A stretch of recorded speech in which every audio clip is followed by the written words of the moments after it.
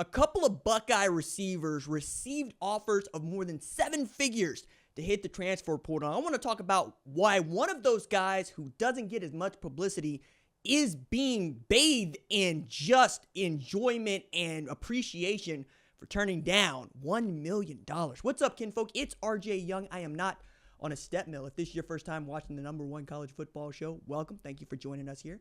We talk college football year-round here. That means even in the midst of February as we're transitioning to March, where we're going into the NFL Scouting Combine, which for us marks the end of the winter in college football and begins the beginning of spring football. I want to talk about the reigning national champions who had last year what I think is the best wide receiving core in all of college football. Jeremiah Smith, Emeka Egbuka, Carnell Tate, Brandon Ennis.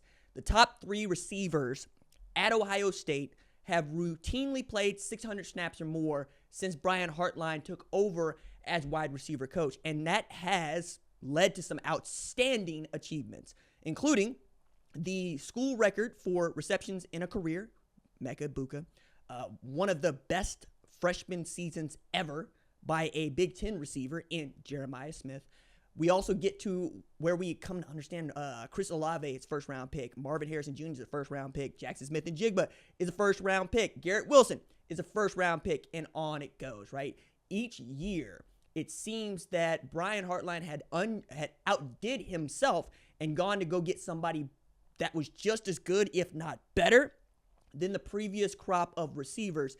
I don't know that he's going to be able to keep that up, but with Mylan Graham being just kind of right there, Bryson Rogers being kind of right there, I was always curious about whether or not one of those guys might enter the portal, but it turns out there were programs all over the country that, as you well know, were offering up to $5 million to get Jeremiah Smith to hit the transfer portal.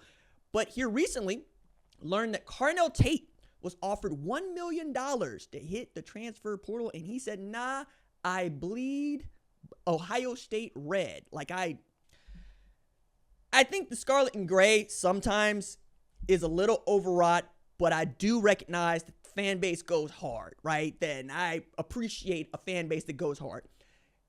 I would much rather have to tell you to chill out, calm down, than for you to get in the game. As a matter of fact, I can look around the country and I can think of some fan bases that could do more with some sauce. So just a little more hot sauce on what you're talking about for us to care. Like USC. It feels to me that USC fans just, I mean, there's 1 or 2 of y'all that are loud, but for the most part, I don't hear from y'all, right? Whereas Ohio State, it's year-round, man. I would make the argument that no program in high school, college, or the NFL had more pressure on it to win the whole damn thing last year than the Ohio State Buckeyes.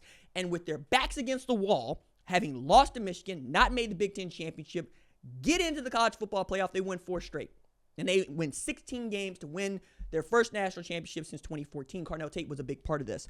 But I think what's being undersold here is just what Carnell Tate has meant, not just to Ohio State, but what Ohio State has meant to him. Many of you know his background, his personal story, and how he was affected coming to Ohio State. Tragedy struck this man. I'm not going to go too deep into his business except to say I might have folded.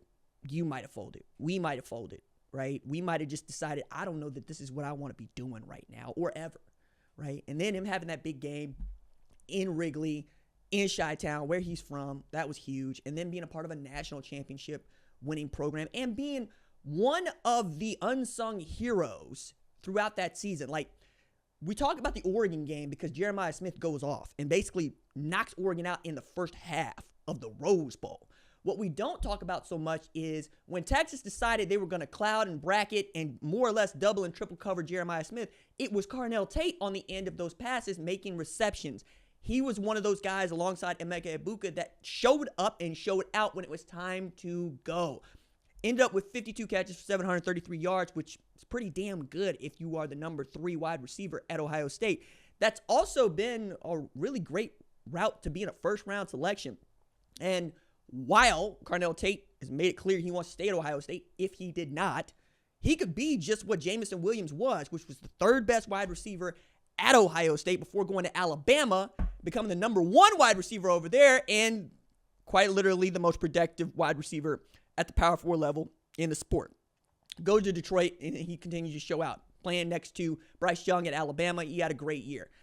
That's what you can expect if you are the number 3 guy at Ohio State. Guys like Emeka Egbuka, that's the number 1 wide receiver in his class coming out, right? And that dude was number 2 on the depth chart behind the new freshman in Jeremiah Smith. Tells you just how good Jeremiah Smith is, not to say nothing of just how good Emeka Egbuka was, or is, excuse me. Emeka was the most versatile player in the country for me until Travis Hunter showed up, right? That guy could make punt returns in touchdowns, kick returns into touchdowns. He could do anything you wanted, play in the slot, play in the outside. Just that great a player, and was a leader on this last team. And one of the reasons that, they were able to do what they were able to do is he and others decided to come back and try to go get this national championship. They did just that. I also think of just who else doesn't necessarily pan out because they choose to transfer, right? I'm thinking about Noah. I'm thinking about a lot of dudes, actually.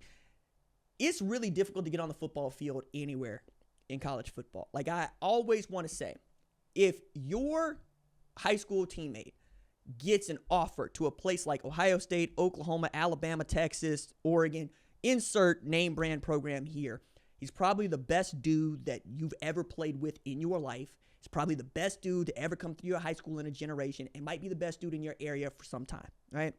To put a bow on that, Josh Proctor went to Owasso High School, which is down the road. It's Tulsa Metro, and they like to be, them and Bixby be trying to show out like they're not from Tulsa. I'm from Bixby, I'm from Owasso. Fool, everybody knows you from Tulsa. You from Tulsa. It's okay.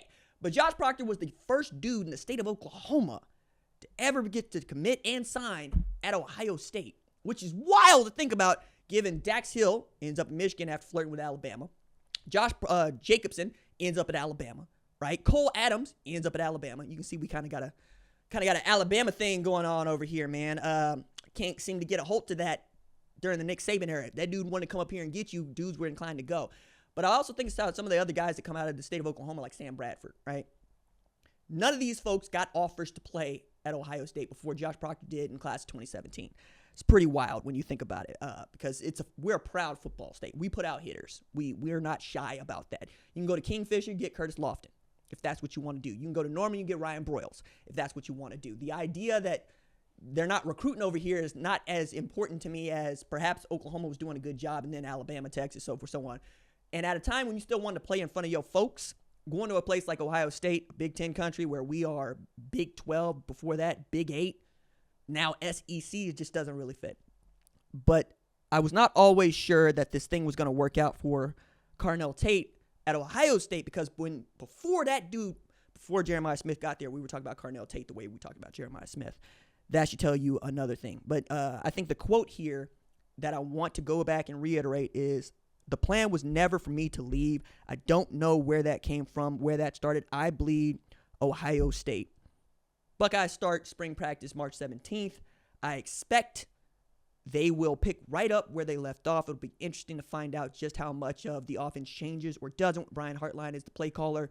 Keenan Bailey is the offensive coordinator, co-offense coordinator, tight ends coach. Tyler Bowen is the offensive line coach. We'll see, right? Brian Hartline's going to continue to coach the wide receivers. Billy Fessler's going to have a new quarterback in Julian Sayin.